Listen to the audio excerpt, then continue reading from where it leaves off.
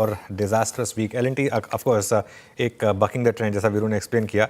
अब देखिए निफ्टी 24,660 पर ये क्या आज ही मार्केट 24,450 लगाने के मूड में है। जिस तरीके से ये मार्केट अब फिसला है। अच्छा वीरू, पता है वीरू शाह, एक इंटरेस्टिंग चीज़ पता क्या हो रही है आज के दिन की सिग्निफिकेंस है। आज ही के दिन पिछले साल, ऑब्वियसली एक दिन बाद, लेकिन कल क्योंकि सैटरडे है तो आज के दिन मान लेते हैं, पिछले साल निफ्टी ने ऑल टाइम हाई जड़ा था। पिछले साल 27 सितंबर को, और क्योंकि कल 27 को छुट्टी है, निफ्टी ने 26,277 का रिकॉर्ड हाई बनाया था पिछले साल आज ही के दिन। ठीक है, मतलब, और अब हम 24,700 बचाने के लाले पड़े हुए हैं यहाँ पर। तो आप देखिए किस तरीके से मार्केट गिरा है। और आज की ट्रेड में जो मुझे सबसे ख़राब चीज़ लगी वो है मिड कैप्स का टूटना। मिड कैप जिस तरीके से टूटे हैं और जिस तरीके से मिड कैप की आज पिटाई हुई है, धुलाई हुई है, 2% नीचे मिड कैप इंडेक्स इस समय। और एज एक्सपेक्टेड फार्मा और आईटी ने लीड किया डिक्लाइन को। बहुत लोगों ने सुबह ब्रेवाडो दिखाया था कि नहीं गिरेंगे। देख लिया आपने स्क्रीन पर, सीसो की बात की आपने, वो 100 ही लग रहा है। अब तो सिर्फ सी तो है ही नहीं इस मार्केट में। वो जो 100 होता है ना अंग्रेजी में, वो आरा जिसे बोलते हैं, वो बिल्कुल आरे की तरह से मार्केट में इस समय दिक्कत आ रही है। देखिए इसलिए मैं एक चीज़ बोलूँ, ये मार्केट बहुतों को हम्बल करता है। आई थिंक एक फेज़ आया जिससे मार्केट ने एक वन वे रैली दिखाई। अच्छी चीज़ ये हुई कि वो उस रैली में हमने जब पूरा पार्टिसिपेट कराया और उसके बाद जब ट्रेलिंग स्टॉप लॉस लगा उसके बाद हम बाहर हुए। हाँ, शॉर्ट कॉल नहीं ली गई क्योंकि थोड़ा शॉर्ट कॉल लेने में थोड़ा सा डर लगता है मार्केट में, इसके लिए। तो इस पूरे के पूरे स्विंग में मैं ये जरूर मानूंगा कि हमने शॉर्ट का भी नहीं लिया। नहीं ये लिया कि भाई ठीक है, अगर मार्केट होल्ड करेगा तो लोअर लेवल पर बाइंग आ सकती है। लेकिन एक चीज़ क्लियर है, मार्केट को अब कहीं ना कहीं एक डर है कि ये ट्रंप जो है ये फिर से भारत को निशाना बना रहे हैं। और आईटी के बाद अब फार्मा को उन्होंने टारगेट किया है। और ये दोनों सेक्टर जो है ना, इसमें डोमिनेंट पोजीशन किसकी है? इंडिया की। H1B वीज़ा में हमने दिखाई था कि 73% इंडियन वीज़ा थे। फार्मा में भी हमको सबको पता है, हालांकि अभी जो टारगेट किया गया है वो पेटेंटेड ड्रग्स हैं, लेकिन बात वही है कि ये यहाँ पे थोड़ा रुकने वाले हैं। इसके लिए वो जो सुबह एक रिकवरी आई ना, उसमें हल्का सा भी कॉन्फिडेंस नहीं था और वहाँ से वो इंडेक्स वापस गिरना शुरू हुआ। तो अमेरिका में एक्सपोर्ट के हिसाब से यही दो आपके सबसे बड़े सेक्टर हैं।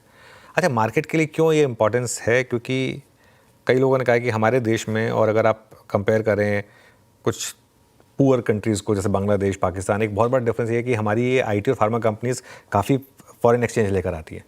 तो उस हिसाब से दो सेक्टर्स की इंपॉर्टेंस काफ़ी है। और आई थिंक अब ना रिटेल और एचएनआईज में पैनिक दिख रहा है। आई थिंक जो मुझे जानकारी मिल रही है कि पिछले कुछ दिनों में काफ़ी एचएनआईज ने इस मार्केट में अपनी पोजीशंस को ऑफलोड करना शुरू करा है। 1:5 का एडवांस डिक्लाइन आपको पूरी कहानी बयां कर रहा है। आई थिंक इससे ज़्यादा और कुछ देखने की ज़रूरत नहीं है। इतना ख़राब एडवांस डिक्लाइन मैंने इस पूरी स्विंग में नहीं देखा। मार्केट जो गिर रहा है पिछले कुछ दिनों से, इस तरीके का एडवांस डिक्लाइन नहीं देखा, जिसमें इनफैक्ट अब तो 1:6 का होने वाला है यहाँ पर।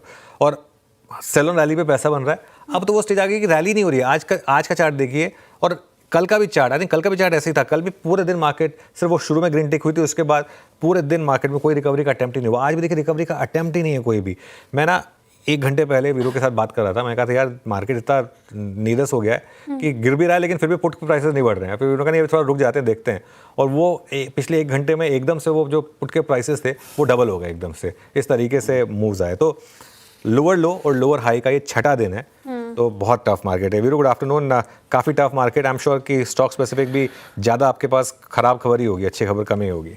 बिल्कुल अनुज, मेरे ख्याल से थोड़ा सा जितना कम बोलें इस वक्त उतना अच्छा रहेगा, क्योंकि अब क्या है ना अनुज, अब जो स्क्रीन पे जो नज़र आ रहा है वो है लॉन्ग्स के स्टॉप लॉसेस ट्रिगर होना, या फिर इवन जो उसके पास शॉर्ट ट्रेड है कम्प्लीटली वो ग्रिप में है इस वक्त, तो वो नहीं कर रहा है। लेकिन अनुज ये बताइए कि ऐसे में अब अप्रोच क्या रखें?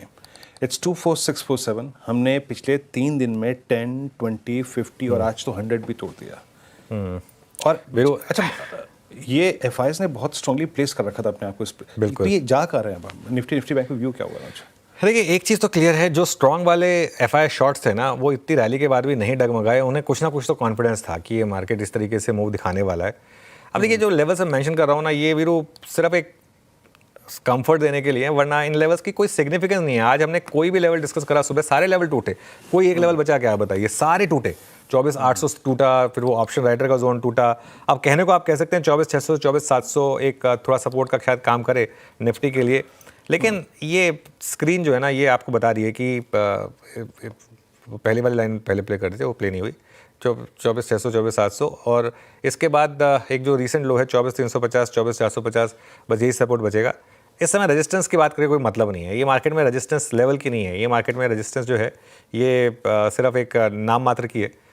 तो इसलिए रेजिस्टेंस की बात यहाँ पर करना भी थोड़ा सा बेमानी होगा। अब बैंक निफ्टी की जहाँ तक बात है 54,000 से 54,200 में सपोर्ट है, लेकिन अगेन ये लेवल्स जो है ना अब मीनिंगलेस बन चुके हैं। अब लेवल्स अब मार्केट में गेम है सेंटिमेंट का।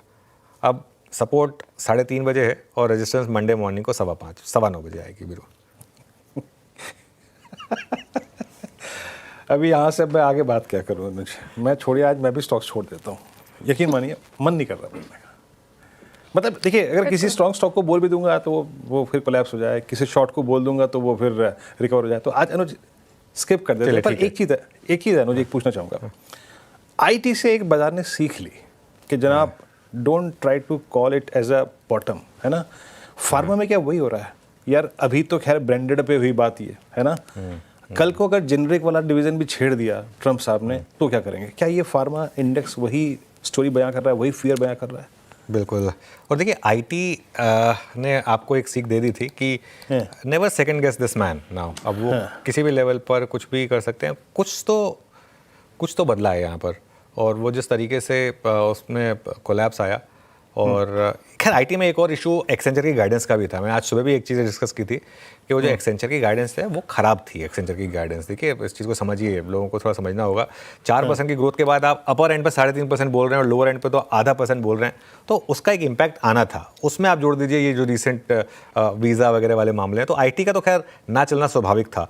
फार्मा में भी यही हुआ कि एक हल्की से रिकवरी आई, लेकिन दिक्कत क्या है, आपके पास अब फार्मा में पोजीशन जाने की हिम्मत कौन करेगा? इशू क्या होता है, एक दिन आप उठे और डोनाल्ड ट्रंप ने मान लो ट्रूथ डाल दिया कि कल से मैं जेनेरिक पे भी लगा रहा हूँ टैरिफ, आप क्या कर लोगे? उस दिन आपको एग्जिट ही नहीं मिलेगी, सीधा स्टॉक 20% नीचे खुलेंगे। अब मैं ये नहीं कह रहा कि ये होगा, ये कंजेक्चर का मामला है, लेकिन रिस्क लेगा कौन? बिल्ली के गले में जैसे कहते हैं ना, बांधेगा कौन घंटी? कौन घंटी बांधेगा? सबसे पहले कौन अपना पैसा लगाएगा ऐसे सेक्टर में? तो ये सारा का सारा वैल्यूएशन वगैरह, कंफर्ट वगैरह सब कुछ ठीक है। मेरे एक पुराने एडिटर हैं, वो मुझे एक एग्जांपल दिया करते थे, कहते थे कि एक मॉल है, वो मॉल जो है ना, वो मॉल कभी भी गिर सकता है। उसमें एक बहुत अच्छी दुकान है जो कह रही है कि 90% के डिस्काउंट पे आके मेरा सामान ले जाओ। जाएगा कौन सबसे पहले उसमें? आप गए उसमें, वो आपके जाते ही अगर वो मॉल गिर गया तो क्या कर लोगे आप उसमें? तो वो इस समय मामला यही है कि भले ही स्टॉक्स आपको अच्छे लग रहे हो इंडिविजुअल, लेकिन सेक्टर का भरोसा नहीं है ना। सेक्टर कब वो उसमें मूव आ जाए। या भारतीय बाज़ारों में आज की गिरावट तो आपने देख ही ली होगी, क्योंकि जिस प्रकार से ट्रंप की रणनीतियाँ अभी इंडियन मार्केट के लिए आ रही है, एक और बड़ा धमाका सुबह सुबह वो करते हुए नज़र आए। सब चीज़ें ठीक थी, पॉजिटिव भी थी। बाज़ार जो है 24,800 का सपोर्ट जोन भी लेता हुआ नज़र आ रहा था। लग रहा था कि 800 का सपोर्ट ले लेगा, बाज़ार ऊपर ही जाएगा। लेकिन जब ये खबर आई तो भारतीय बाज़ारों में बहुत ज़बरदस्त झटका देखने को मिला। फार्मा सेक्टर के लिए ये खबर बहुत नेगेटिव देखने को मिली, और आप देखोगे तो बाज़ार खुलने के साथ ही गैप डाउन देखने को मिला। 24,800 सीधा तोड़ता हुआ नज़र आया। थोड़ा रिट्रेस करने की कोशिश की, लेकिन खबर ही ऐसी थी और बाज़ार ने फिर से सीधे गिरावट देखने को मिली। बैंक निफ्टी, सेंसेक्स ज़बरदस्त गिरावट देखने को मिल रही होगी। बैंक निफ्टी करीब 600 पॉइंट की गिरावट दिखा रहा है, करीब 54,300 तक बैंक निफ्टी जाता हुआ नज़र आया। और फिलहाल 400 से 300 के बीच ही कामकाज और क्लोजिंग यहाँ पे देखने को मिल रही है। सेंसेक्स जहाँ पे 80,000, 280,000, 300 के लेवल्स आते हुए नज़र आए। तो कुल मिला के बात करें तो भारतीय बाज़ारों के लिए आज का दिन काफ़ी नेगेटिव देखने को मिला है, और बहुत दिनों बाद ऐसी गिरावट इंडियन मार्केट की तरफ से देखने को मिली है। लगातार 7वां 8वां सेशन देखने को मिल रहा है जब लगातार गिरावट देखने को मिली है। जब बाज़ार चढ़ा था तो इतनी तेज़ी नहीं थी, लेकिन जब गिरावट हुई है तो इससे डबल गति से नीचे भारतीय बाज़ार आया है। बहुत ज़बरदस्त गिरावट होने के कारण ही भारतीय बाज़ारों में रिटेल निवेशकों को काफ़ी झटका लगा है, क्योंकि बाज़ार ने एक रणनीति है कि बाज़ार 25,000 के ऊपर गया, रिटेलर्स को पॉजिटिव में बिठाया, मतलब रिटेलर्स को बाइंग की गाड़ी में बिठाया, और फिर जो झटका दिया है वो एक ज़बरदस्त झटका इंडियन मार्केट के लिए देखने को मिला है। और ऐसा झटका यदि आगे भी देखने को मिला तो वो एक बहुत नेगेटिव खबर भारतीय बाज़ारों के लिए होगी। आप देखोगे तो पिछले 2 से 3 महीने में बाज़ार इसी रेंज में काम कर रहा है। 24,500 से लेके 25,200, 25,300 तक भारतीय बाज़ारों में काम हो रहा है। लेकिन इस बार बाज़ार 25,400 के ऊपर निकलता हुआ नज़र आया था, और वहीं से एक बड़ा झटका बाज़ारों में देखने को मिला और ये झटका बहुत बड़ा रिटेलर्स को झटका देके गया है, बहुत बड़ी नेगेटिविटी देके गया है। तो ये सभी चीज़ें इंडियन मार्केट के लिए है। लेकिन अब बात करें आगे की, तो ट्रंप ने जिस प्रकार से टैरिफ बढ़ाए हैं फार्मास्यूटिकल कंपनियों के ऊपर, वो एक बड़ा झटका इंडियन मार्केट के लिए देखने को मिला है। लगातार इंडिया को बड़ी झटके ट्रंप की तरफ से देखने को मिल रहे हैं। आगे देखना होगा कि किस प्रकार की रणनीति इंडियन मार्केट अपनाता हुआ नजर आता है। बैंकिंग सेक्टर करीब 1% की दर से देखने को मिला है। Kotak, axis, ICICI, IndusInd bank में करीब 4% की गिरावट देखने को मिली। लेकिन एक चीज़ ये रही कि जो रिलायंस है वो पॉजिटिव देखने को मिला खबरों के चलते। तो ये सभी चीज़ें इंडियन मार्केट के लिए काफ़ी नेगेटिव देखने को मिली है। कल के लिए संकेतों की बात करें तो निफ्टी को अब 24,600 का लेवल बचाना होगा, बैंक निफ्टी को 54,300 का लेवल और सेंसेक्स को 80,000 का लेवल बचाना होगा। यदि ये लेवल बचते हैं तो भारतीय बाज़ारों के लिए काफ़ी संकेत अच्छे होते हुए नज़र आ सकते हैं, वरना इंडियन मार्केट के लिए बहुत बड़ी नेगेटिविटी फिर से बनती हुई नज़र आएगी। तो ये सभी चीज़ें सोमवार के मार्केट के लिए काफ़ी इम्पोर्टेंट रहने वाली हैं, क्योंकि जिस प्रकार की चीज़ें अभी भारतीय बाज़ारों में चलती हुई नज़र आ रही है उससे नेगेटिविटी और ज़्यादा बढ़ती हुई नज़र आई है। तो देखना होगा कि किस प्रकार से इंडियन मार्केट मंडे के लिए देखने को मिल सकता है, क्योंकि हो सकता है कि इंडियन मार्केट में एक बड़ा गैप अप मंडे को देखने को मिले, क्योंकि जिस प्रकार की गिरावट हुई है तो ये जो सेलर्स हैं उनको ट्रैप करने के लिए बाज़ार को एक बड़ा गैप अप देना ही होगा, तब जाके लगेगा कि इंडियन मार्केट में अच्छी खासी बाइंग आती हुई नज़र आ सकती हैं। तो ये सभी चीज़ें मंडे के मार्केट के लिए काफ़ी अहम रहती हुई नज़र आएगी। फ़िलहाल मिलते हैं नेक्स्ट वीडियो में, तब तक के लिए जय हिंद।